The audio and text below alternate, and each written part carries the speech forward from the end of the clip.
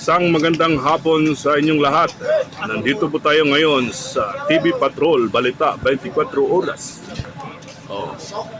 Ang nangyayari ngayong hapon, alas 5:57.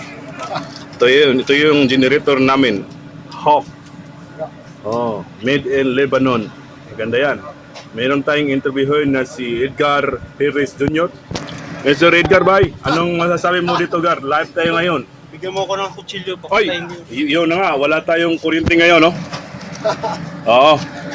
Dito tayo si Hasan, no? Ito yung kaibigan natin si Hasan. Siya rin ng witness ngayon, no? Ito si Flores. Ito yung electrician natin. Ito rin. Meron tayong electrician. Kaya tayo naman yan. Live tayo ngayon, ha? Ito si John Ray. Pasok muna tayo sa, ito yung kwarto. Dapat namin 106.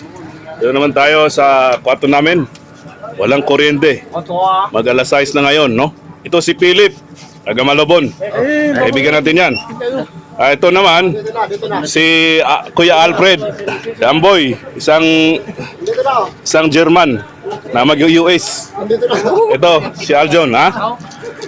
Meron tayong bisita tayo, taga Lapu-Lapu City. Diyan. Ito si Edward. Edward, anong masasabi mo, Edward, na wala tayong kuryente? Umuusok ngayon? Tulog ng mga aga. Oo. Ito yung mukha ni Marcos dyan sa Liti. Marcos Larrazabal. Ito yung mga mukha niya. Tingnan niyo. Mga balbon, pink